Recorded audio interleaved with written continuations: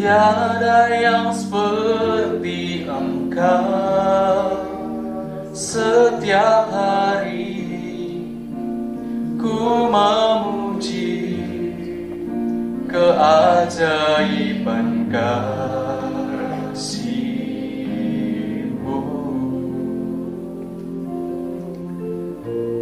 Penghibur,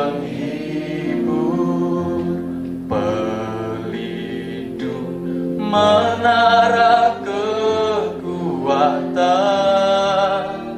Biarlah semua yang bernafas tak berhenti menyembah-Mu. Nyanyi dan bersoraklah bagi Dia, pujian, hormat, kuasa bagi Raja. Gunung tunduk, laut bergelora mendengar nama-Mu. Ku bersuka atas perbuatan-Mu, selamanya ku kasihi Engkau Tuhan. Tiada janji seperti yang ada padamu. Nyanyi dan bersorak, nyanyi dan bersoraklah bagi Dia, pujian, hormat, kuasa bagi Raja. Gunung tunduk, laut bergelora mendengar nama-Mu. Ku bersuka atas perbuatan-Mu, selamanya ku kasihi Engkau Tuhan.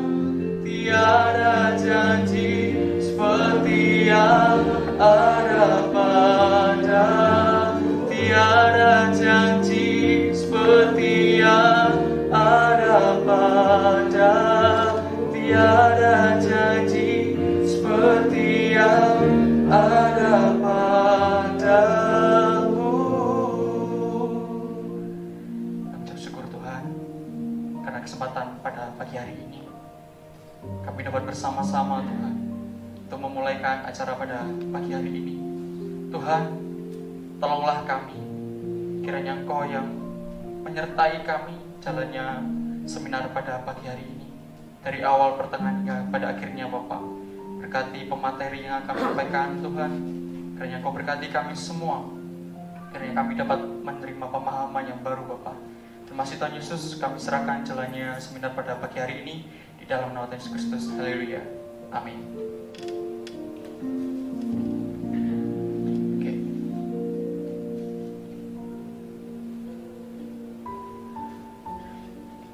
Shalom semua, pada para hadirin yang terkasih di dalam Tuhan Yesus.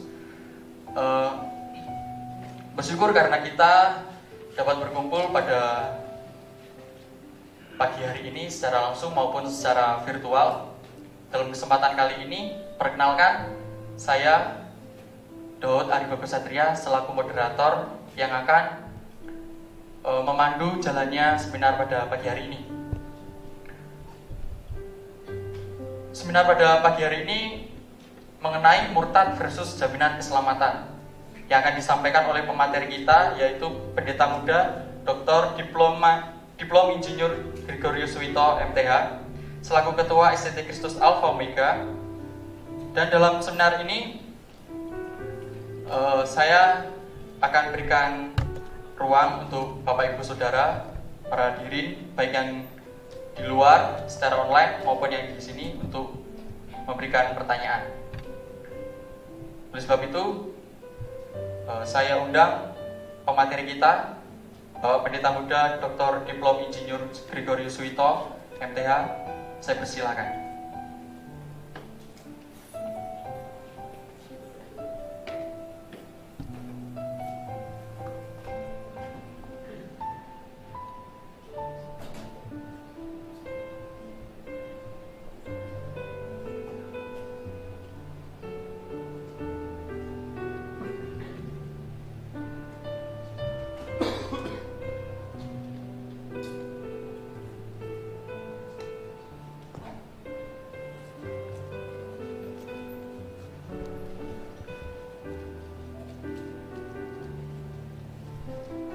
Selamat pagi semua.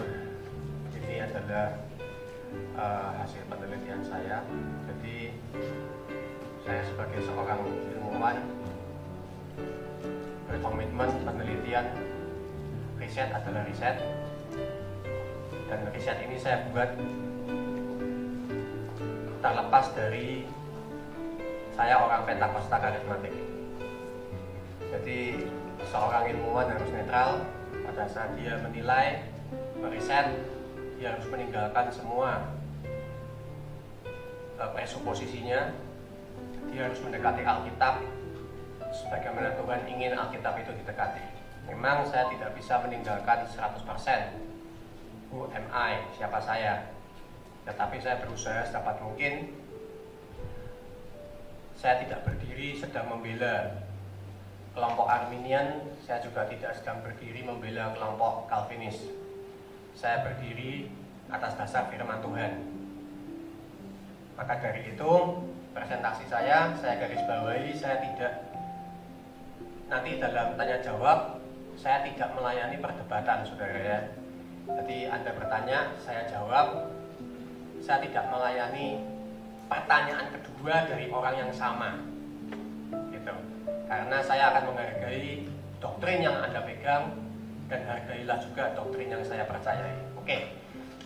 Penelitiannya adalah ajaran perjanjian baru tentang murtad dan kuasa Roh Kudus dalam menjamin keselamatan orang percaya. Slide berikutnya. Jadi murtad itu ada beberapa macam ternyata. Orang Indonesia pakai kata murtad cuma satu kata murtad gitu. Tapi di dalam bahasa perjanjian baru murtad ini macam-macam. Saya cuma memberikan hasil penelitian saya, jadi saya nggak going to the detail. Kalau mau detail bisa lihat dari penelitian yang nanti akan dipublish dari Pak Yosua, gitu ya Pak ya. Yang pertama itu skandaliso. Skandaliso adalah iman yang tergoncang atau iman yang merosot oleh sebab penindasan, kekecewaan, marah, tersandung oleh suatu peristiwa atau seseorang atau tipu daya dosa dan pengajaran yang salah. Bagaimana saya bisa mendapatkan definisi ini? Ya dari baca Alkitab, saudara. Jadi kata skandaliso itu saya klik, keluar semua, saya pelajari satu-satu. Konteksnya apa, konteksnya apa, konteksnya apa, konteksnya apa, konteksnya apa. Jadi saya tidak hanya memakai satu kamus, katakan strong gitu ya. Tapi pemakaian kata skandaliso ini ada di mana saja, dan itu harus di breakdown satu-satu. Pemakaiannya apa saja. Jadi skandaliso ini punya arti yang cukup luas. Iman bisa tergoncang, iman bisa merosot. Dan saya pakai bahasa Indonesia pun untuk menerjemahkan agak kurang sebetulnya, akan lebih akurat kalau pakai bahasa Inggris, tapi kayaknya juga nanti bisa menimbulkan mispersepsi. Iman merosot tergoncang kenapa? Karena orang itu ditindas, orang itu kecewa, orang itu marah, orang itu tersandung oleh satu peristiwa atau seseorang, atau dia juga bisa karena tipu daya dosa atau pengajaran yang salah. Matius pasal 13 ayat 20-21 itu adalah ayatnya. Daud boleh bantu baca nggak? Pakai ini aja Alkitab sambil saya jalan ya. Murid-murid Tuhan mengalami ini. Jadi murid-murid Tuhan Yesus, Matius pasal 26 ayat 31, dibaca aja yang Matius 26 31. Namun Tuhan pulihkan pada saat dia bangkit. Jadi orang Kristen bisa murtad. Oke, skandaliso. Udah, tolong dibacakan. Matius 26 ayat 31, inilah firman Tuhan. Kemudian Yesus berkata kepada mereka, kamu semua akan tersandung olehku pada malam ini, Karena telah tertulis, aku akan memukul gembala dan domba-domba dari kawanan itu akan tercerai-berai. Ya, orang itu tersandung. Kalian akan tersandung. Jadi, memang teolog membedakan ya, partial apostasi, murtad separuh atau sebagian, atau final apostasi. Nanti kita akan bahas masuk ke final apostasi. Kalau boleh dikategorikan, skandalizo ini masuk ke partial apostasi. Apa ini? Percuma lah pakai inilah. Tetap dia akan ketularan kalau saya OTG. Ini ada oson kan di sini kan? Ya, oson aman saudara ya. 3 detik virus kena oson mati. Saudara. Jadi kenapa saya berani buka masker atau saya pakai masker aja dulu? Gitu ya. Pasti mati, saudara. Jadi oson itu pasti membunuh virus. Bakteri aja mati, apalagi virus. Cuma bukan alasan untuk kita semua terus buka masker di sini ya. Nah, Bapak Ibu, murtad berikutnya adalah apistemi. Apistemi apa? Meninggalkan iman atau Tuhan. Kalau tadi imannya goncang atau merosot, kalau ini sudah one step ahead, sudah satu langkah lebih lagi, meninggalkan iman atau meninggalkan Tuhan. Penyebabnya apa? 1 Timotius 4 ayat 1 berkata, oleh tipu daya roh penyesat dan ajaran setan-setan. Jadi orang Kristen bisa meninggalkan iman karena ajaran yang salah. Ajarannya apa? 1 Timotius 4 ayat 1 tidak menjelaskan secara detail. Ibrani 3 ayat 12. Ini tolong dibaca, Ibrani 3 ayat 12. Ibrani 3 ayat 12. Perhatikanlah, hai saudara-saudara, supaya jangan sampai ada di dalam seorang pun dari kamu suatu hati yang jahat berupa ketidakpercayaan sehingga berpaling dari Elohim yang hidup. Ya, itu Alkitab terjemahan Yahweh, saudara ya. Jangan Anda siap hati karena saya cuma punyanya itu di kampus. So, Ibrani 3 ayat 12. Peringatan ini ditujukan kepada penerima surat, Bapak Ibu. Jadi orang percaya penerima surat Ibrani juga bisa mengalami apistemi. Apistemi bisa menyebabkan hati orang menjadi jahat dan tidak percaya. Jadi orang Kristen, kita singkirkan dulu ya, dia sudah lahir baru atau belum, itu perdebatannya nanti. Orang Kristen hatinya bisa meninggalkan iman karena ajaran sesat, dia bisa menjadi jahat dan dia bisa menjadi tidak percaya. Oke. Berikutnya apostasia. Apostasia itu berpisah, meninggalkan iman yang lama. Kisah Rasul 21 ayat 21, tolong dibacakan. Namun mereka diberitahu tentang engkau, bahwa engkau mengajari semua orang Yahudi di seluruh bangsa-bangsa lain penyangkalan terhadap Musa, dengan mengatakan mereka jangan menyunat anak-anaknya ataupun hidup menurut adat istiadat. Oke. Orang Yahudi meninggalkan ajaran Taurat, betul ya? Bedanya apa dengan yang tadi? Apistemi dan apostasia itu sebetulnya kata-katanya bobotnya hampir sama. Kalau apistemi, meninggalkannya yang ditekankan perubahan arah. Jadi arahnya tadinya Taurat misalnya, terus dia berbalik kepada Injil, atau sebaliknya, tadinya Injil dia berbalik kepada Taurat. Tadinya Kristen, dia mungkin kembali menjadi penganut agama yang lama atau jadi ateis. Kalau apostasia menekankan perpisahannya, berpisah, meninggalkan. Jadi dua kata ini memiliki konotasi bobot, arti, sense yang berbeda. Kata ini dipakai dalam 2 Tesalonika 2 ayat 3, tolong dibacakan. Biarlah tidak seorang pun menyesatkan kamu dengan cara apapun, kecuali bahwa pertama-tama kemurtatan itu datang dari manusia pendosa, yaitu anak kebinasaan itu disingkapkan. Ya, jadi di akhir zaman nanti akan ada banyak orang yang murtad, apostasia. Berikutnya adalah arneomai. Arneomai itu menyangkal iman. Kalau tadi cuma murtad, meninggalkan iman yang ini ada pengakuannya, menyangkal iman, tindakan tidak mengakui atau menyangkal seseorang yang tadinya ia kenal, namun kini menyatakan aku tidak kenal. Seperti Petrus. Petrus jelas kenal Yesus. Pada saat ditanya di akhir kehidupan Tuhan Yesus, dia berkata aku tidak kenal dia. Itu arneomai. Namun dia bertobat dan dipulihkan. Ya, Anda bisa lihat ya, kompleksnya bahasa asli daripada Alkitab. Kemudian ada kata parapipto. Ibrani pasal 6 ayat 6 ini perdebatan panjang, saudara. Saya tidak mau mengupas di sini karena terlalu panjang. Ibrani 6 ayat 6 tolong dibacakan.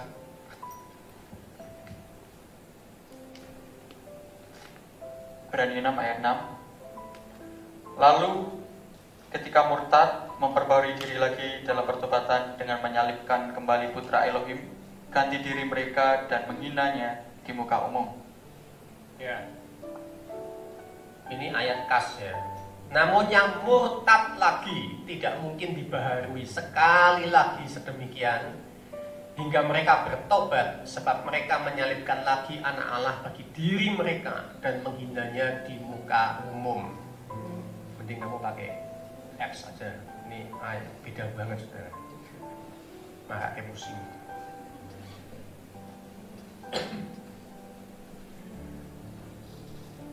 Parapipto sesat. Dia berubah setia. Tadinya setia dengan ajaran yang dia miliki, kemudian dia berubah setia. Nah, tersesat dan berubah setia ini tidak berjalan tiba-tiba. Ya, ada proses, step by step, step by step. Ada proses yang berjalan dari saat seseorang mulai tersesat sampai pada titik ia tidak dapat berbalik lagi ke jalan yang benar. Ini Ibrani pasal 6 ayat 6. Ini sudah masuk kepada final apostasi. Jadi murtad bablas gak bisa balik, saudara. Kalau saya orangnya berpikir sangat sederhana. Kalau Alkitab menulis satu peringatan, itu pasti ada maksud. Memang ada teolog yang berkata ini hypothetical warning, peringatan yang bersifat hipotesis. Mungkin bahasa Indonesia itu nggak ada hypothetical warning, kosakata itu. Tapi dalam bahasa Yunani itu ada. Dalam bahasa Jerman hypothetical case itu ada. Jadi kita mengandaikan sesuatu yang sebetulnya tidak akan pernah terjadi. Orang Indonesia mengenal ini sih, tapi kosakatanya, terminologinya mungkin tidak ada. Contohnya ya, seandainya aku dapat terbang, itu hypothetical. Itu nonsense. Kita nggak mungkin terbang. Sampai kita jadi manusia yang super pun tidak bisa terbang. Beyond our nature. Itu hypothetical. Seandainya aku bisa terbang gitu. Kalau seandainya aku lulus sekolah S3 itu masih mungkin. Tapi kalau aku bisa terbang itu nggak mungkin. Tanpa peralatan. Nah, teolog bilang Ibrani 6 ayat 6 itu hypothetical. Saya nggak setuju, saudara. Karena buat apa Tuhan Yesus menulis Alkitab susah-susah hanya untuk menulis sebuah hypothetical warning. Nanti ada ayat-ayat yang lain yang akan menguatkan pandangan saya. Ada kata-kata lain dalam Alkitab yang tidak diterjemahkan murtad, tapi punya arti yang similar, sejenis ya. Iman yang kandas. Iman yang kandas itu siapa? Hymenaeus dan Alexander. Itu dikatakan di Alkitab kandas imannya. Tapi kita harus jujur, orang ini habis itu ngapain kita nggak tahu. Apakah orang ini mati binasa atau di akhir hidupnya mereka kembali kepada Tuhan? Saya nggak tahu. Saya belum menemukan data tentang dua orang ini. Kandas imannya kemudian menjadi jahat, memusuhi Rasul Paulus, Memusuhi Paulus berarti sebetulnya memusuhi Injil, karena Paulus adalah rasul yang banyak dibenci oleh rasul-rasul palsu. Dibenci karena rasul Paulus memberitakan Injil yang murni. Oke, jadi saudara-saudara, kalau Anda memberitakan firman yang murni, sudah garansi Anda pasti dibenci oleh beberapa orang. Itu Alkitabiah. Kalau kita khotbah nggak ada orang yang benci kita karena message kita, firman kita, bukan karena perilaku kita loh ya. Mungkin kita sedang memberitakan Injil yang lain, saudara, yang membuat orang enak kupingnya, tapi dia nggak pernah di-rebuke, tidak pernah disentuh kesalahannya. Apa yang dilakukan Paulus kepada Hymenaeus dan Alexander? Paulus berkata, aku serahkan mereka kepada iblis supaya ada pertobatan. Menyerahkan kepada iblis itu teolog-teolog biasanya dengan sopan mereka mengartikan orang ini dikucilkan dari komunitas Kristen supaya tahu dosanya, sembari dikucilkan, dimentor, digembalakan. Setelah dia bertobat dikembalikan ke komunitas Kristen. Itu bisa berlaku bagi jemaat Korintus. Tapi bagi Hymenaeus dan Alexander, dua pelayan Tuhan, kayaknya agak susah. Saya bayangkan dua pelayan Tuhan yang cukup beken, kemana-mana pelayanan dikucilkan dari komunitas. That's really weird. Bagi saya nggak masuk akal. Saya menerjemahkan, diserahkan kepada iblis adalah Paulus dengan otoritas kerasulannya menyerahkan orang ini untuk Tuhan membuka benteng perlindungan supaya iblis dapat bekerja dalam hidup orang ini. Seperti Saul dulu pernah terjadi, supaya dia mengalami kesengsaraan karena meninggalkan Tuhan dan dia berbalik kepada Tuhan. Itu tafsiran saya sih. Apakah Hymenaeus dan Alexander berbalik? Saya tidak tahu. Kemudian menyimpang dari iman, apoplanao dan astokio, yang disebabkan oleh memburu uang. Jadi Bapak Ibu, memburu uang ini very dangerous. Tuhan sudah memberikan satu peringatan khusus. Kita tidak boleh memburu uang. Amin. Kita boleh sejahtera, kita boleh melayani, kita boleh diberkati, kita boleh menerima berkat dari pelayanan kita, tapi kita tidak boleh memburu berkat. Karena Tuhan sudah mengingatkan, bisa menyimpang dari iman. Oke, kamu ikuti ya. Terima kasih. So, ini perlu kita baca ya, Bapak Ibu ya. Slide berikutnya. Ada nggak sih di Alkitab satu example, satu bener-bener orang yang murtad kagak bisa balik? Ada, saudara. Ayat ini udah bisa dibantah. Ini valid. Saya sudah eksegesis 2 Petrus 2 ayat 1 sampai 22, tapi kita akan baca ayat pertamanya saja.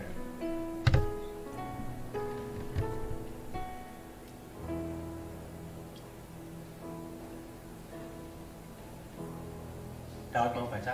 2 Petrus 2 ayat 1. Sebagaimana nabi-nabi palsu dahulu tampil di tengah-tengah umat Allah, demikian pula di antara kamu akan ada guru-guru palsu. Mereka akan memasukkan pengajaran-pengajaran sesat yang membinasakan. Bahkan mereka akan menyangkal penguasa yang telah menebus mereka, dan dengan jalan demikian segera mendatangkan kebinasaan atas diri mereka. Ya, udahlah, ayat ini nggak bisa dibantah, saudara. Di sana dikatakan mereka bukan akan menyangkal, saudara. Bahasa Indonesianya agak-agak gimana gitu loh. Saya bacakan yang literal ya. And there did come, atau King James lah yang lebih gampang. And there were false prophets also among the people, even as there shall be false teachers among you. Jadi pada saat itu ada banyak guru palsu, sama seperti dulu ada banyak nabi palsu. Jadi pada waktu 2 Petrus ini ditulis, musuhnya kekristenan adalah guru palsu.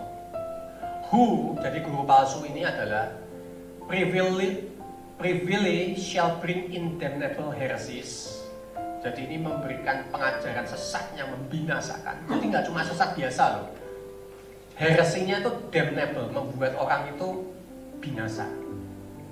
Even denying the Lord, menyangkal Tuhan, that bought them, yang membeli mereka, and bring upon themselves, dan menurunkan atas mereka sendiri swift destruction, apoleia, jadi kebinasaan.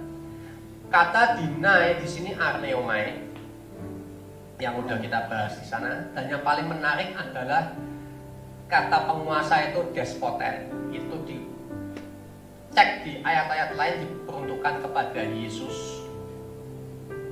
Dan penguasa yang telah menebus ini agoraso.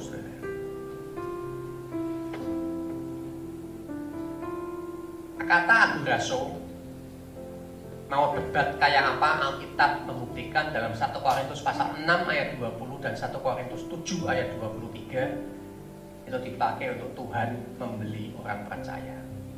Coba ada tolong dibacakan. Sebab kamu telah dibeli dan harganya telah lunas dibayar. Karena itu muliakanlah Allah dengan tubuhmu. Mau apa sih? Itu agoraso.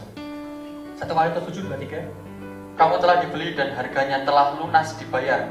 Karena itu janganlah kamu menjadi hamba manusia. Jadi kita mau bantah orang ini belum lahir baru, who said that?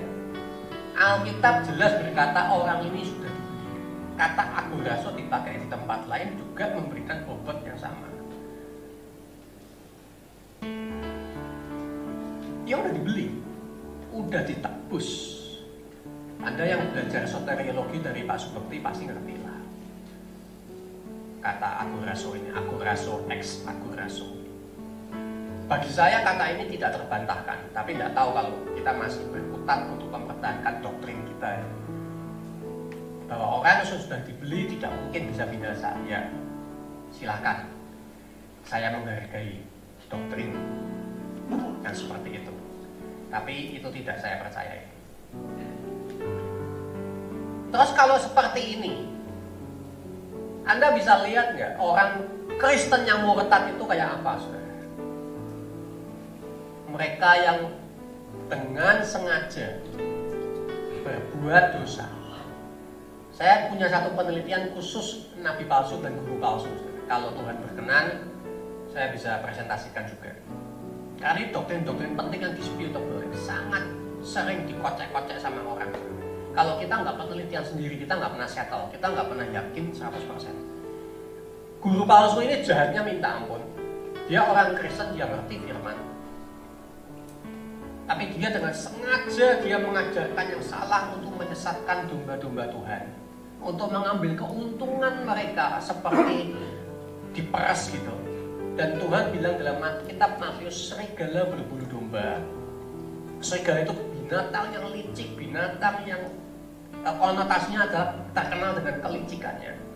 Domba itu terkenal dengan ketulusannya. Jadi guru palsu itu penampilannya bagus, penampilannya sopan, penampilannya santun, bahasanya benar-benar ditata dengan rapi, sangat ramah, very very beautiful, tapi dalamnya benar-benar jahat. Tuhan bilang itu seperti semak duri. Semak duri dalam bahasa asli itu, semak duri itu satu tanaman yang nggak ada gunanya. Di Israel semak duri itu tumbuh di tebing-tebing, nggak ada guna sama sekali. Selain untuk dibakar, semak duri itu starter api yang paling bagus, lebih baik dari sekam. Jadi kalau orang Israel mau buat api, starter paling cepat itu semak duri, masukkan dibakar, langsung kobong. Seperti awan yang nggak ada airnya. Jadi guru palsu ini orangnya betul-betul jahat. Dia menggunakan kemampuannya, kepandaiannya, karunia-karunianya untuk membuat orang Kristen berbalik, disesatkan, dan dia mendapat keuntungan finansial. Dan kalau Anda baca Alkitab, dia hidup di dalam nafsu yang bejat. Jadi orang ini benar-benar jahat, sangat jahat. Tuhan cuma bilang nanti kamu akan lihat dari buahnya. Jadi buah ini nggak pernah bisa nipu. Jadi Bapak Ibu, nggak sembarang orang Kristen yang berbuat dosa dia murtad loh Bapak Ibu. Mungkin partial apostasi, ya kan? Dia ninggalin gereja nih. marah sama pendeta, ninggalin gereja, nggak mau ke gereja, itu murtad? Yes. Itu tergoncang imannya, itu kecewa, marah. Tapi itu belum final apostasi. Itu baru partial apostasi. Jadi nggak semua orang yang meninggalkan iman akhir hidupnya mereka akan binasa, tidak. Karena Alkitab juga menjelaskan Tuhan punya kuasa untuk bawa mereka kembali, seperti ke-11 rasul Tuhan. Amen. Kita fair lah lihat Alkitab, netral. Terus apa sih yang dilakukan Roh Kudus?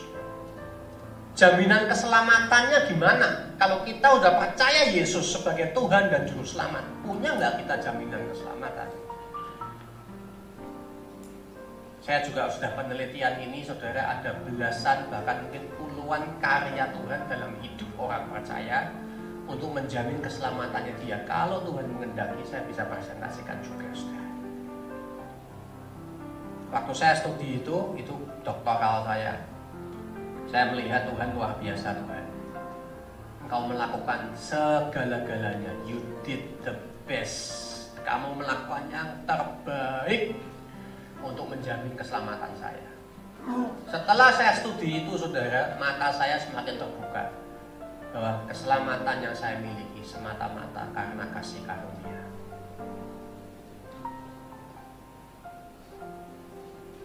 Tidak lebih, tidak kurang. Karya Tuhan luar biasa. Tak kira perlu Pak Ragil saya dikasih slot untuk bicara itu, karena ini basic. Kalau pendeta saja tidak yakin selamat masuk surga, gimana dia mau bicara sama jemaatnya? Gimana dia mau memberitakan Injil? Apa itu Injil kalau penginjilnya sendiri nggak yakin? Mati masuk surga, saudara. Ini sebuah ironi dari sebuah ajaran kekristenan. Dari sekian belas, sekian puluh karya Tuhan dalam kehidupan orang percaya, bagi saya ada 3 yang paling dominan untuk menjadikan kita memiliki jaminan keselamatan. Yang pertama, memeteraikan orang percaya. Efesus pasal 1 ayat 13, tolong dibacakan. Di dalam Dia kamu juga, karena kamu telah mendengar firman kebenaran, yaitu Injil keselamatanmu, di dalam Dia kamu juga, ketika kamu percaya, dimeteraikan dengan Roh Kudus yang dijanjikannya itu. Ya, ketika kamu percaya, kapan kita dimeteraikan? Ketika percaya. After that you believe, you were sealed with the Holy Spirit of promise. Jadi materaimu itu adalah Roh Kudus, pribadi Roh Kudus itu sendiri yang masuk di dalam hidupmu.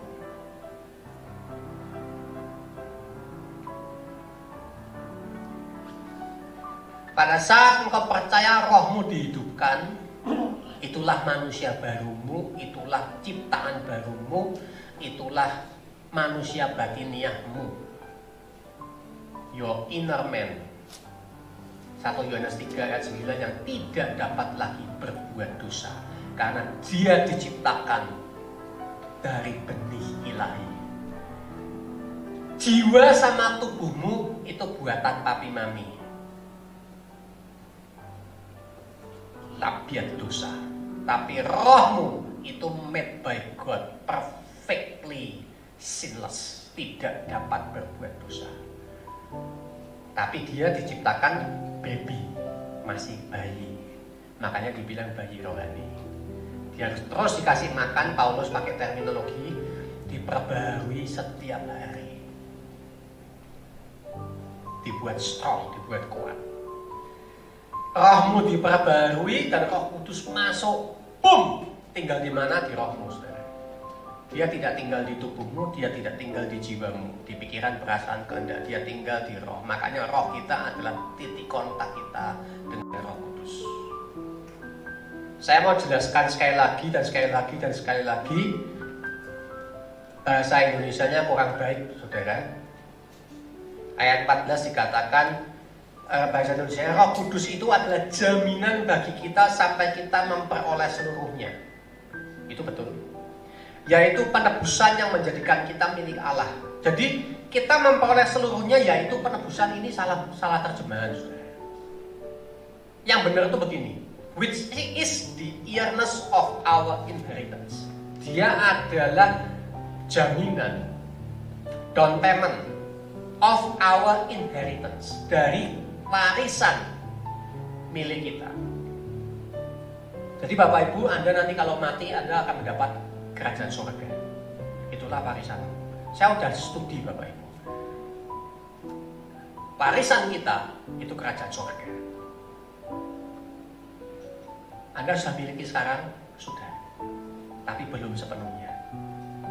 Persis kalau saya beli mobil, saya beli kredit, mobil itu milik saya, tapi belum sepenuhnya. BPKB masih dipegang toko, betul ya Pak Sandra ya? Sampai cicilan terakhir lunas, BPKB dikasih saya. Selama cicilanku belum lunas, BPKB mobil itu milik saya, tapi saya belum memiliki sepenuhnya. Kasarannya, gambarannya begitu. Kerajaan surga engkau sudah miliki sekarang. Engkau menikmati sedikit sebagian daripada berkat-berkat kerajaan surga, damai sejahtera, sukacita, kasih, buah roh itu bagian dari kerajaan surga. Karunia-karunia rohani itu kerajaan surga, tapi belum semua. Makanya Yohanes selalu menuliskan Zoe itu baik untuk hidup yang sekarang maupun hidup yang akan datang. Bagi Yohanes, hidup kekal itu dimulai sekarang, bukan nanti kalau kita mati. Saya sudah studi. Jadi Roh Kudus adalah jaminan, down payment bahwa kita akan menerima warisan kita. Jadi kalau Anda beriman, aku pasti menerima kerajaan Allah. Jaminannya apa Mas Bro? Kamu berani ngomong begitu? Roh Kudus tinggal di dalam saya. Itu yang kita bias. Oke. Until the redemption of the purchase possession, sampai penebusan dari barang yang sudah dibeli. Ya, ini yang agak beda dengan terjemahan bahasa Indonesia. Redemption of the purchase possession. Purchase possession itu apa? Kita ini dibeli sama Bapak. Tapi dia belum memiliki kita sepenuhnya karena kita belum pulang ke rumah Bapak. Jadi kapan kita menerima warisan? Pada saat the redemption of the purchase possession. Jadi Roh Kudus itu materai yang memastikan juga ke Allah Bapa bahwa kita pasti akan sampai ke sana sebagai milik yang dia pernah beli lewat Yesus. Anda ngerti nggak sekarang? Apa arti daripada materai?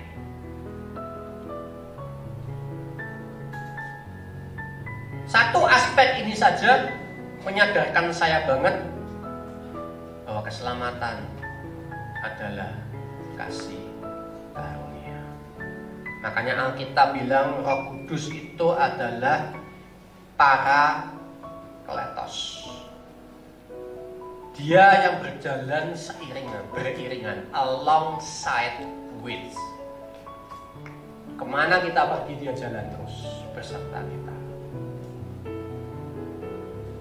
Bapak Ibu, kita berdosa pun dia ada di sana. Ini yang gak enak, saudara. Pada saat kita berbuat yang tidak diperkenan Tuhan, Parakletos ada di situ. Dia mengamati kita, dia mencatat dosa-dosa kita, dia negur kita, dia mengingatkan kita. Bila perlu dia akan mengajar kita. Yang kedua, saudara, slide berikutnya. Menguduskan orang percaya dengan melahirkannya kembali dari benih ilahi. 1 Petrus 1 ayat 2. Yaitu orang-orang yang dipilih sesuai dengan rencana Allah Bapa kita dan yang dikuduskan oleh Roh supaya taat kepada Yesus Kristus dan menerima percikan darahnya. Kiranya kasih karunia dan damai sejahtera makin melimpah atas kamu. Ya. Orang-orang yang dipilih sesuai dengan rencana Allah, ini bahasa aslinya according to the foreknowledge of God the Father. Berdasarkan pengetahuan dia, prognosis. Dia tahu sebelum engkau ada, engkau akan selamat, engkau akan menerima Tuhan sebagai juru selamat. Dia tahu. Makanya dia membeli dan menebus engkau. Through sanctification of the Spirit, yang dikuduskan oleh Roh. Nah, ini lagi bahasa Indonesia lagi. Supaya taat kepada Kristus. Salah Bapak Ibu. Yang benar adalah unto obedience, ketaatan, and sprinkling of the blood of Jesus Christ, dan percikan darah Yesus. Jadi kita ini dikuduskan dengan memasukkan kita kepada ketaatan dan percikan darah Yesus. Itu bukan supaya kita taat kepada Yesus. Ayat ini bicara kita dikuduskan dengan kita dimasukkan kepada ketaatan dan percikan darah Yesus. Inilah imputed righteousness, kebenaran yang diimpartasikan kepada kita supaya kita dibenarkan. Orang yang sudah dibenarkan, masih ingat doktrin soteriologi kitab Romanya Pak Suberti. Orang yang sudah dibenarkan, dia dibebaskan dari hukuman. Tidak hanya dibebaskan dari hukuman, tetapi dia dianggap tidak pernah berbuat salah.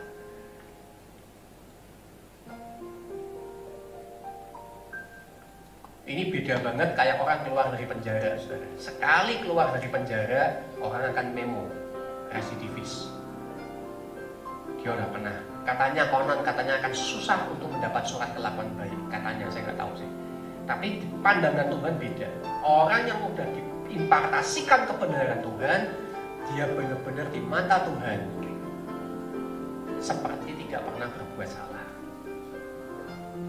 Lagi-lagi saya berpikir, Tuhan, betapa hebat karyamu dalam hidupku. Keselamatan hanyalah kasih karunia.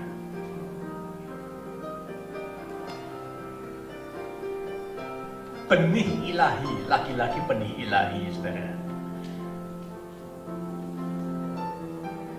Anda percaya Anda punya benih ilahi?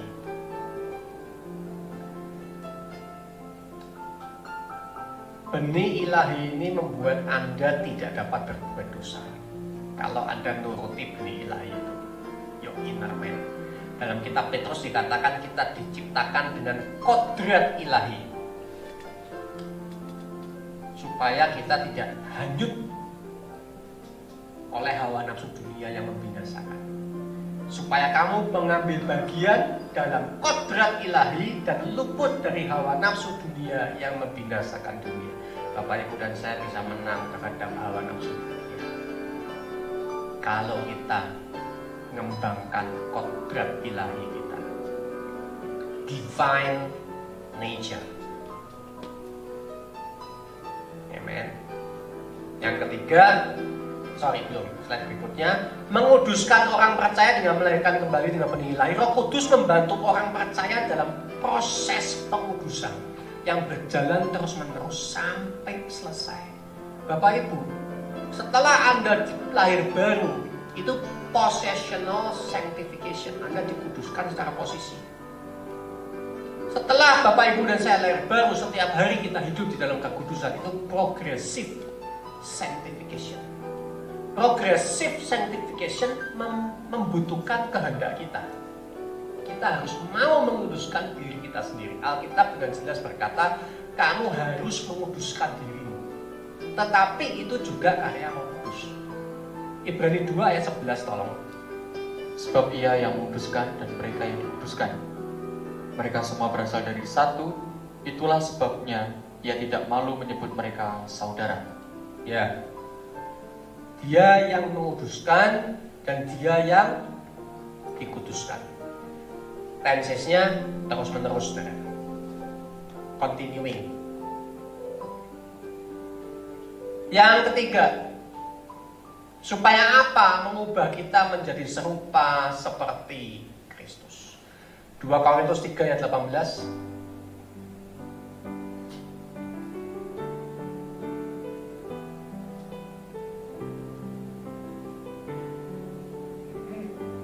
Korintus 3 ayat 18.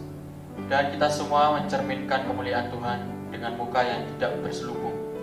Dan karena kemuliaan itu datangnya dari Tuhan yang adalah roh, maka kita diubah menjadi serupa dengan gambarnya dalam kemuliaan yang semakin besar. Ya, bahasa Inggrisnya, but we all with open face beholding as in a glass the glory of the Lord. Sama, kita semua mencerminkan kemuliaan Tuhan dengan muka yang tidak berselubung, are changed, diubahkan into the same image, kepada gambar yang sama, gambar yang serupa, from glory to glory, dari kemuliaan kepada kemuliaan, even as by the Spirit of the Lord. Jadi oleh Roh Tuhan. Jadi Bapak Ibu dan saya bisa menjadi serupa seperti Kristus. Sekali lagi membutuhkan kehendak kita, komitmen kita, tapi itu juga karya Roh Kudus. Bapak Ibu dan saya tidak mungkin menjadi serupa seperti Kristus tanpa bantuan Roh Kudus. Period, titik. Jadi tolong, setelah kita lahir baru, jangan kita mengesampingkan karya Roh Kudus. Dia berkarya belum final. Saya berkali-kali ngajarkan buah roh itu buahnya siapa Bapak Ibu. Saya diajar sama Pak Pendeta Edilius, saudara, sederhana banget. Buah durian, kamu pernah nggak ngeliat buah durian ngeden-ngeden berbalik durian? Gitu, tapi duriannya keluar celuk satu lagi. Ketika aja. Dia akan keluarkan durian dengan santainya. Tapi pernah nggak kamu melihat orang Kristen termehe-mehe ngeluarin buah Roh Kudus? Banyak banget. Tuh, berarti ada yang salah dengan orang Kristen. Dia nggak ngerti kalau buah Roh Kudus itu kerjaannya Roh Kudus. Sampai termehe-mehe orang Kristen nggak mungkin keluarin buah Roh Kudus. Itu harus yang merasakan Roh Kudus. Dan itu akan menghasilkan dengan alamiah. Jadi kalau Bapak Ibu dan saya mengizinkan diri kita dipimpin Roh Kudus, Dia akan mengerjakan apa yang kita nggak bisa.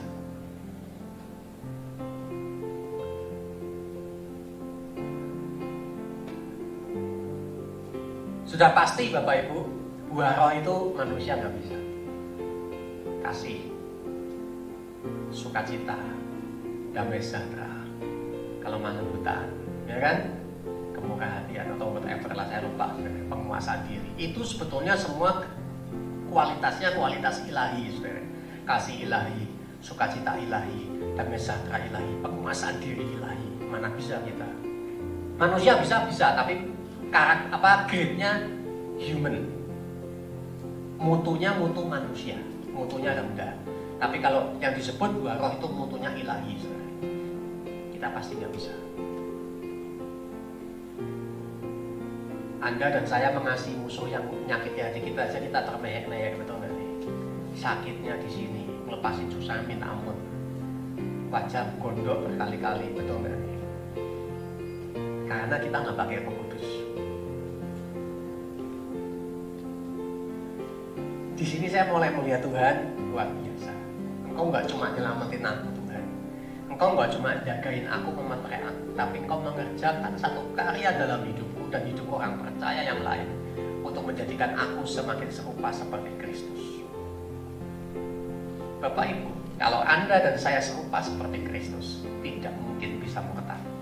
Cannot be. Pak Gembala kan ngajarin saudara ya, dalam kitab 2 Petrus kan, tambahkan kepada imanmu ini level terakhir agape. Kalau kamu sampai ke level sana, kamu tidak akan pernah ke sana. Jadi kesimpulannya apa? Yang pertama, orang percaya dalam kelemahannya dapat guncang imannya, bahkan sampai menyangkal. Contohnya ada Rasul Petrus, tetapi dia dapat berbalik ke jalan yang benar oleh pertolongan Roh Kudus. Dia benar-benar murtad, saudara. Dia kembali jadi penangkap ikan. Dia udah putus asa, percuma lah. Semua yang diajar Yesus selama 3 tahun lupa. Pada saat dia melihat satu fakta, Tuhan mau dikebukin, disalib, dia nggak bisa berbuat apa-apa. Satu hilang permanen, Yudas Iskariot. Yang 11 tertolong. Jadi Bapak Ibu, kalau Anda melihat ada orang Kristen murtad, masih bisa ditolong. Selama dia belum masuk ke final apostasi, masih bisa ditolong. Anda bisa mendoakan, Anda bisa melayani, Anda bisa mendampingi, Anda bisa terus mengasihi dia. Sampai satu hari Tuhan jamah hatinya dan dia berbalik. Berikutnya, keserupaan dengan Kristus yang progresif adalah hasil dan bukti karya Roh Kudus. Tadi saya sudah jelaskan. Tadi saya juga sudah bacakan 2 Petrus 1 ayat 4. Kamu boleh mengambil bagian dalam kodrat ilahi dan luput dari hawa nafsu dunia yang membinasakan dunia.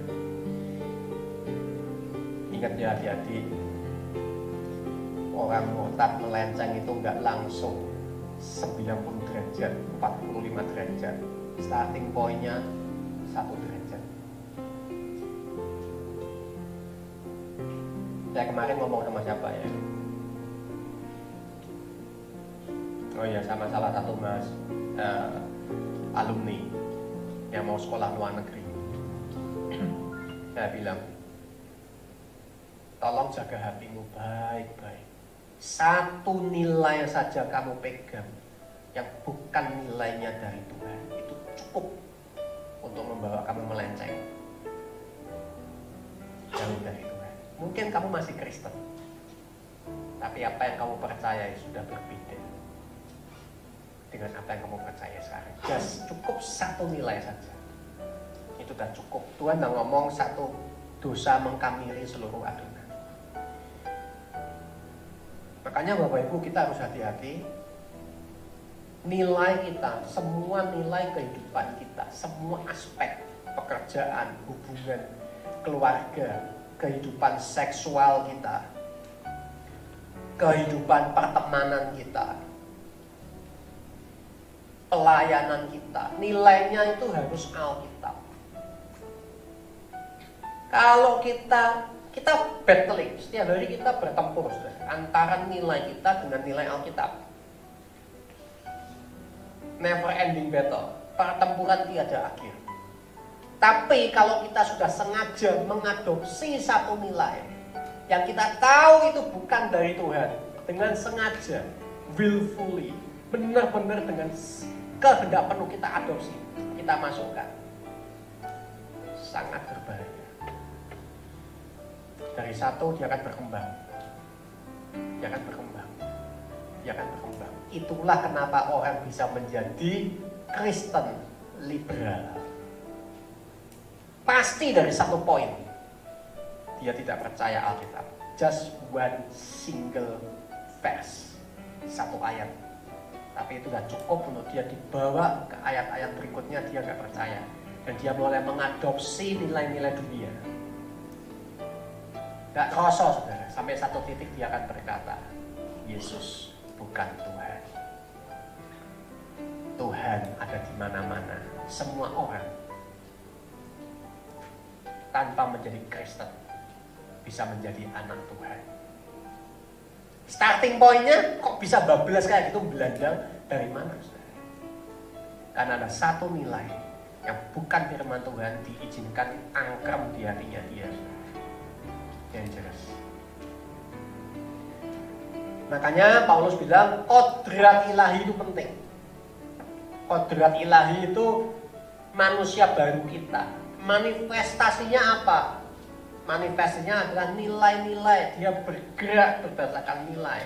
Kemarin saya khotbah di GM1 bicara soal belief system.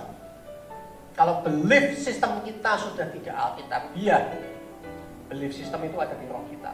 Ini bicara orang Kristen ya, kita nggak bicara orang dunia. Pasti pola pikir kita, pola rasa kita, pola tindak kita itu bicara soal jiwa kita, pasti melenceng. Tubuh kita ini kan cuma melakukan aja yang jiwa kita mau. Jadi kalau kita ngaku kita punya kodrat ilahi, itu harus demikian rupa valid dari sikap kita, tindakan kita, perkataan kita ya setiap hari semakin serupa, sinkron dengan Alkitab. Kalau Anda pada satu titik, Anda dan saya sampai satu titik kita sinkron dengan Alkitab. Ini kan kanon, betul? Diukur sama Tuhan, sinkron. Kita jadi serupa seperti Kristus. That's it, that's all, nothing more, nothing less. Oke? Jadi Bapak Ibu, ukuran kita serupa seperti Kristus itu bukan Pak Pendeta A, Pak Pendeta B. Kita mengukur diri kita sendiri lewat Alkitab, saudara.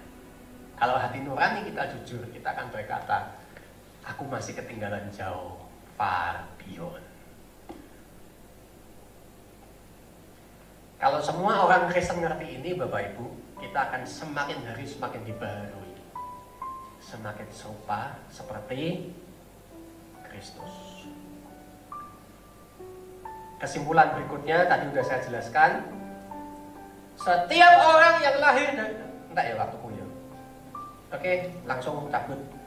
Oke, kesimpulannya berikutnya adalah next. Harus berani, Anda dan saya harus berani beriman bahwa Roh Kudus cukup berkuasa untuk menjamin keselamatanmu dan keselamatanku. Tidak ada jaminan yang lain selain iman kita. Jaminan keselamatanmu bukan perbuatanmu. Halo. Hari ini engkau bisa baik, seminggu kemudian Anda bisa berubah jadi orang yang jahat. Definitive yes. Me also, aku juga, saudara. Hari ini aku bisa penuh kasih, tapi minggu depan pada saat sesuatu terjadi, saya bisa jadi orang yang sangat jahat. Come on, kita realistis dengan manusia dosa kita. Apa yang mau kita andalkan dengan diri kita, saudara? Tetapi kita harus percaya Roh Kudus cukup berkuasa untuk menjaga saya dalam segala kelemahan saya, pergumulan saya, perjuangan saya untuk menjadi seorang pengikut Kristus. Dia cukup berkuasa, enough untuk membuat saya sampai ke tujuan. Kalau kita beriman bukan kepada firman, Anda sedang beriman kepada satu dasar yang bisa digoyahkan. Yang setuju katakan amin. Saya ngomong serius Bapak Ibu. Tuhan bilang, kalau engkau membangun rumah di atas firman, engkau seperti membangun hidupmu di atas firman, seperti bangunan di atas batu karang. Batu karang itu kan dia sendiri. Badai ada, tidak akan goyah. Tapi kalau kamu bangun di atas pasir, badai datang kamu bisa goncang, saudara. Perhatikan baik-baik, saya serius, saudara. Kadang kita, our assurance, kita taruh di atas lamanya kita berdoa. Halo.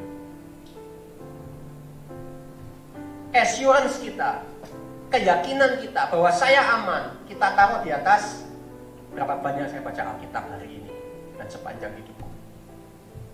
Assurance kita taruh di atas kerajinanku ikut ibadah, ikut komsel. Salah tidak.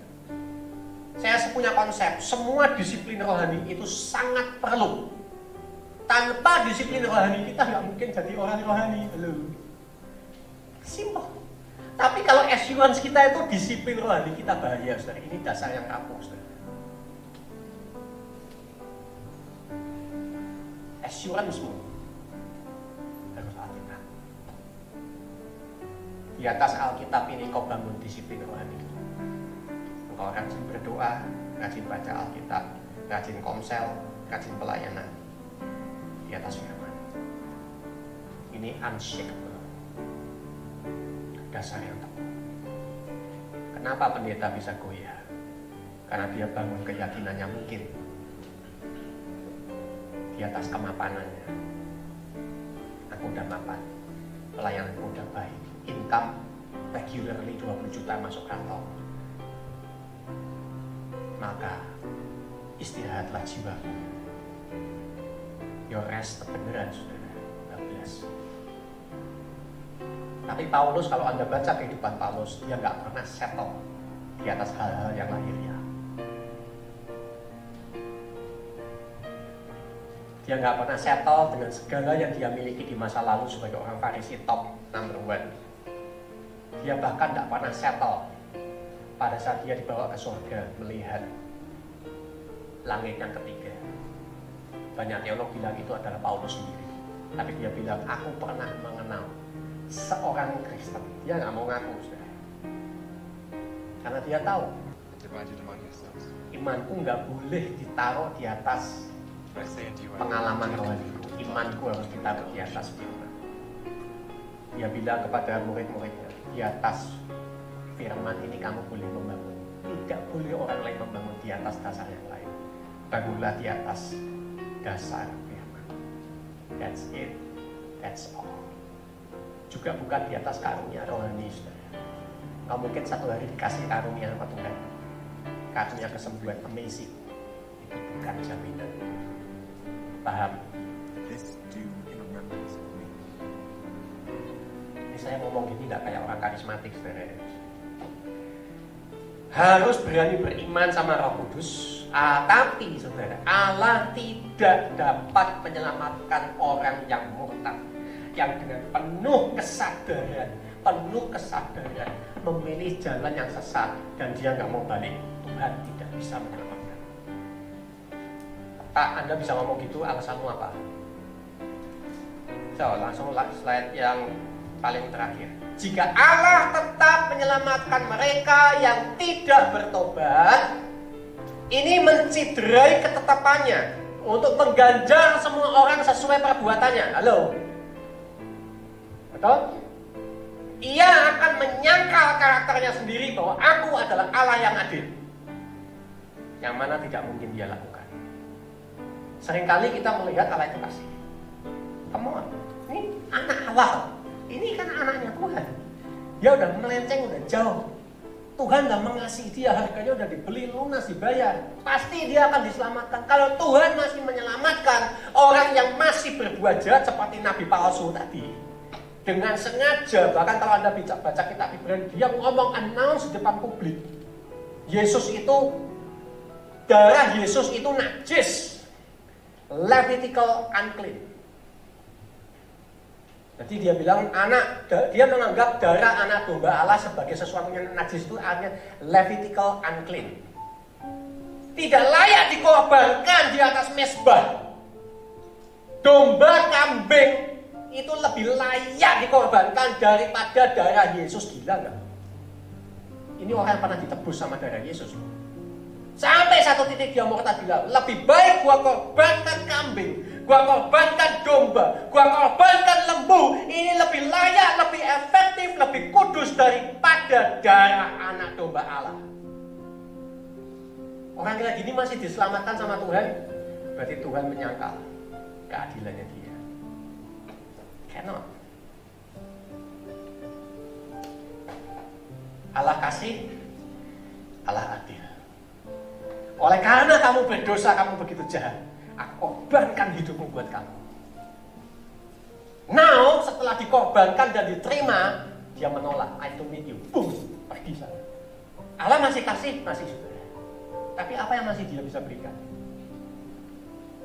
Anakku, udah aku kasih buat kamu. Alkitab bilang ini pemberian terbaik. Tuhan tidak bisa memberikannya lebih baik selain Yesus yang dikorbankan di kayu salib. Ini benar-benar satu-satunya pilihan. Tidak ada pilihan lain. Dan itu ditolak. Bapak masih mau mengasihi orang ini enggak? Masih, Bapak itu Allah Maha Kasih. Tapi pakai apa? Apa yang mau dikorbankan buat orang ini? Makanya Alkitab bilang tidak ada korban yang bisa menembus orang ini.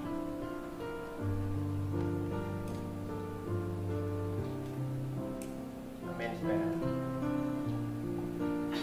Allah itu kasih, tapi Allah tidak bisa menciderai ketetapan yang dia sudah buat. Ya buat kamu, aku buat excuse lah. Mesake, sing liyane rapopo mlebu neraka. Untuk kamu, aku buat perkecualian. Tidak bisa.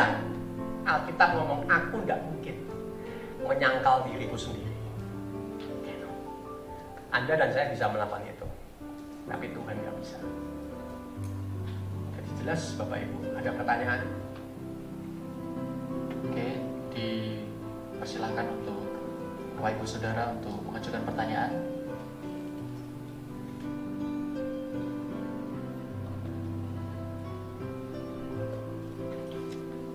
Gak usah takut saudara. Oh kamu udah dimeteraikan. Gak usah takut.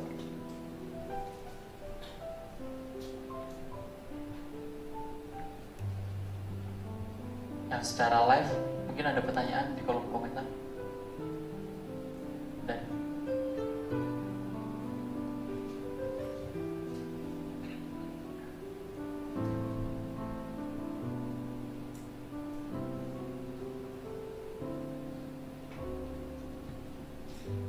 satu hal ya, saudara, saya mau tutup. Mungkin engkau tanya tapi nggak berani. Pak, kalau orang Kristen berbuat dosa yang serius Pak, dia melakukan perzinahan, benar-benar physically ya, bukan berpikir tentang wanita dia berpikir cabul, tapi benar-benar secara fisik dia melakukan perzinahan, dan dia nggak mau bertobat.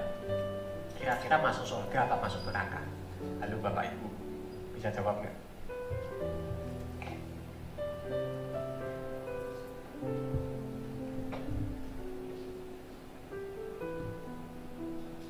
Jawabnya jangan pakai asumsi, pakai kita.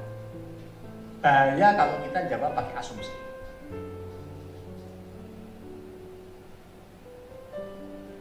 Kalau hari ini saya khilaf, saya maki-maki si Daud, dasar geblek lu gitu kan, terus saya mati, masuk surga apa masuk neraka? Jawab jangan pakai asumsi, jawab pakai Alkitab. Itu cara seorang teolog menjawab Bapak Ibu.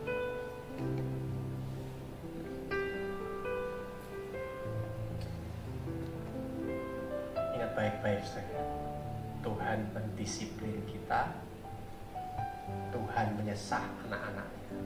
Dia bilang kalau kamu anak maka kamu akan aku ajar. Kalau aku nggak ngajar kamu berarti kamu anak gampangan. Anak gampangan itu adalah bahasa aslinya adalah anak haram. Kalau nggak salah bahasa Inggrisnya illegitimate children. Tapi Anda anak yang diadopsi sah oleh Tuhan. Darah Yesus, Roh Kudus memeteraikan. Sah, kamu anak Allah. Bukan illegitimate, tapi legal. Secara hukum legal. Akta kelahirannya ada dari surga. Dibuka filenya, kitab kehidupan. Dan kira-kira leluhur lahir tahun sekian ya bener kowe anakku. Kitab kehidupan, akta kelahiran kita. Kalau Anda dan saya melakukan dosa dan kita nggak mau bertobat, Tuhan akan hajar kita. Dan Paulus atau kitab Ibrani saya lupa dia bilang nggak enak diajar sama Tuhan. Tuhan bisa buka perlindungannya kita. Singanya mengaum-ngaum itu, selama ini kan dia cuma ngaum-ngaum, kita ada di kerangkengan betul, dilindungi sama Tuhan. Singa mau nerkam kita nggak bisa. Tapi kalau Tuhan udah bilang, oke, aku akan serahkan kamu kepada iblis, karena kamu nggak mau bertobat, dibuka saudara. Selesai. Wam, hancur hidup kita. Setelah hancur, babak belur, melarat, kere, mungkin sakit, busuk badannya, baru bilang Tuhan, ampuni aku. Ya minta ampuni. Memang tujuannya Tuhan buka kerangkengan supaya kita diterkam singa itu supaya kita bertobat. Tapi kalau sampai gitu masih nggak bertobat, saudara, Alkitab bilang pezina tidak masuk dalam kerajaan Allah. Halo?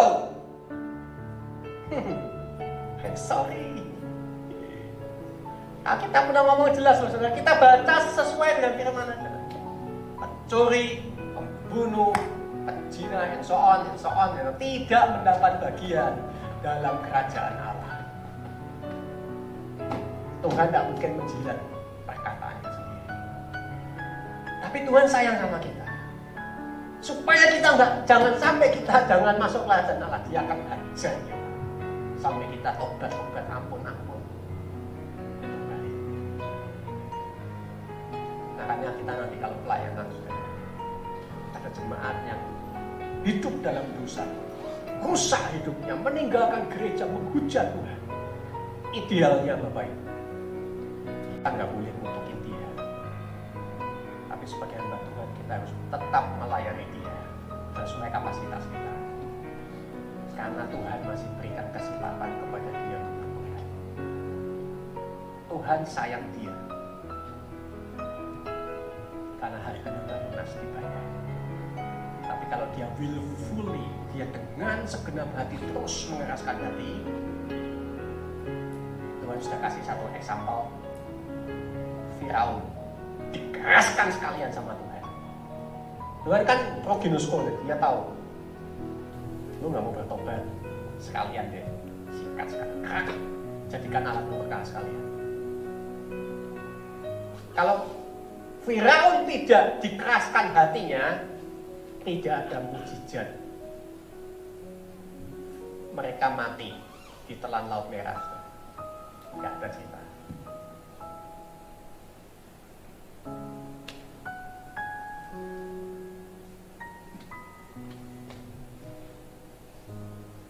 Nah, kalau Anda belajar Alkitab baik-baik, ada banyak orang Mesir ikut mereka sebetulnya. Keluar. Karena mereka melihat, wow, Allah Yehova luar biasa. Mereka keluar bersama orang Israel.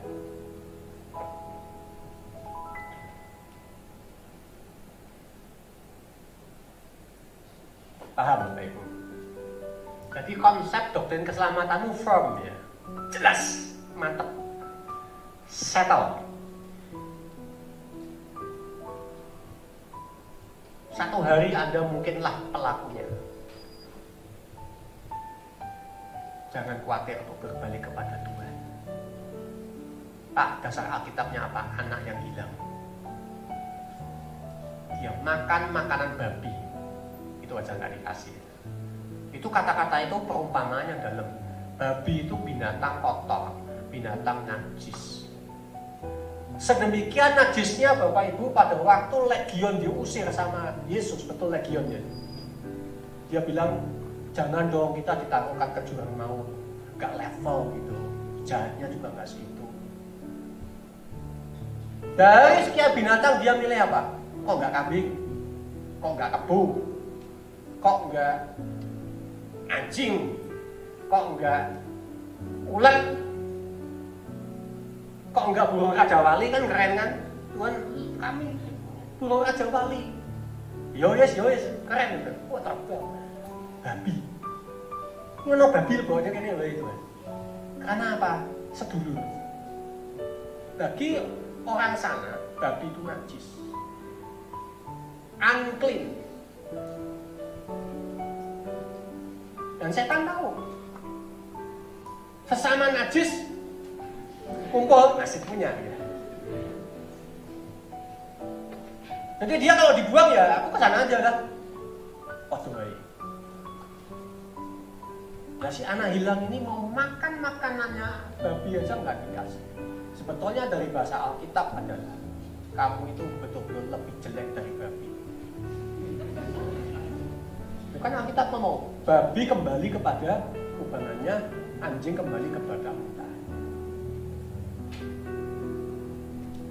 Anak hilang itu lebih jelek dari babi.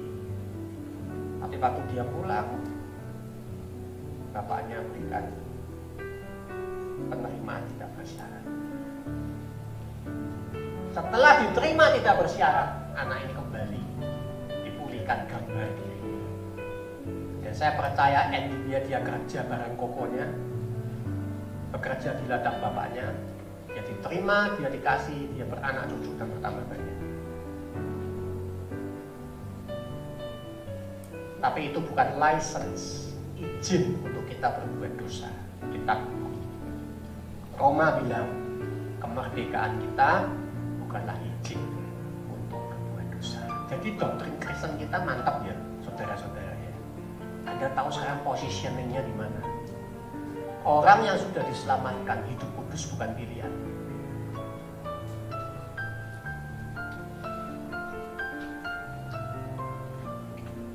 Makanya saya kagum banget dengan Paulus. very genial, sangat jenius. Kalau Anda baca semua kitab Paulus, dia memberikan persentase yang cukup sedikit bicara soal kekudusan. Dikit. Ada tapi dikit. Enggak sampai getol dia bicara kekudusan terus enggak. Tapi dia banyak bicara soal kehidupan yang berbuah. Karena bagi dia kekudusan itu bukan sesuatu yang perlu diperdebatkan, bukan sesuatu yang perlu diajarkan berkali-kali. Bagi dia kekudusan itu ya memang saya harus kudus. Aku ciptaan baru. That's me.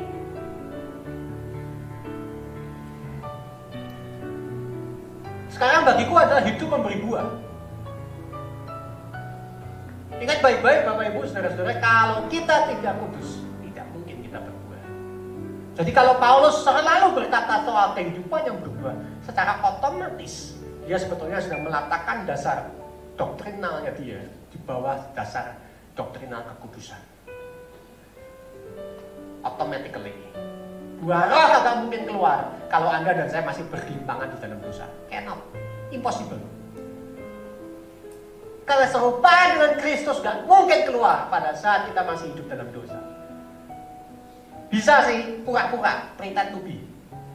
Pura-pura manis, pura-pura ya kan? Tapi begitu kesenggol langsung ya. Kalau genuinely, benar-benar murni, kita harus transformasi hidup kita, Bapak Ibu. Mari kita berdoa. Bapa di surga, terima kasih. Engkau memberikan satu pengajaran yang luar biasa di Alkitab. Yang kalau kami pahami dengan baik, utuh, kami akan melihat karya Tuhan yang dahsyat di dalam kehidupan kami. Kami benar-benar adalah ciptaan baru Tuhan. Brand new person. Diciptakan bukan dari benih Bapak, tapi Bapak di bumi, tapi diciptakan dari benih ilahi. Sehingga Yesus dengan pede berkata, kamu bukan dari dunia. Tuhan terima kasih. Yesus dengan pede berkata, kamu adalah saudaraku, kamu adalah sahabatku, kamu adalah mempelaiku. Tuhan terima kasih. Penciptaan kami begitu indah, begitu agung dan mulia. Tuhan, biarlah roh kami terus diisi dengan kebenaran firman Tuhan, supaya pola pikir kami berubah permanently, pola rasa kami berubah permanently, pola tindak kami berubah permanently, supaya kami benar-benar semakin serupa seperti Kristus. Bukan pretend to be, pura-pura, tetapi benar-benar seperti Kristus, genuine, asli Tuhan. Kami tahu tanpa Roh Kudus kami tidak dapat berbuat apa-apa. Kami mohon urapan Tuhan, penyertaan Tuhan buat kami, supaya sungguh-sungguh Tuhan, setiap kami dosen-dosen, pemimpin di tempat ini, setiap mahasiswa yang ada di tempat ini, kami semua boleh mencerminkan Kristus di dalam kehidupan kami. Terima kasih ya Bapa, ampuni segala dosa dan kesalahan kami yang di lalu-lalu kami kurang sempurna, di lalu-lalu kami sering melanggar perintah Tuhan, kami banyak menyakiti orang. Tuhan ampuni segala dosa dan kesalahan kami. Terima kasih ya Bapak, di dalam nama Tuhan Yesus kami berdoa dan mengucap syukur. Amin. Oke, demikian seminar pada pagi hari ini. Kiranya pemateri yang telah disampaikan dapat memberkati saudara semua. Tuhan Yesus memberkati.